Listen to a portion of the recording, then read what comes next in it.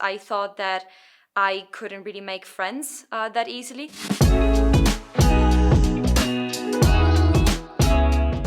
Hi, I'm Roberta. I am Italian. I come from Italy and I study in Cologne. I study English. My first impression in Germany was related to people. Back home, my mom was always telling me how Germans would have acted towards me, how open, how close actually they would have been. And I was a bit afraid of that because I thought that I couldn't really make friends that easily.